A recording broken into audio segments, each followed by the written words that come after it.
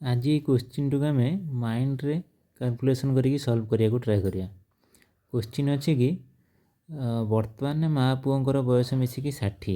present as है 60 6 वर्ष पूर्वर 6 वर्ष पूर्वर के हम ताले आर 6 कम तार भी 6 कम टोटाल उपर 12 कमिला ताल हम दुई जनकर मिसिकी हो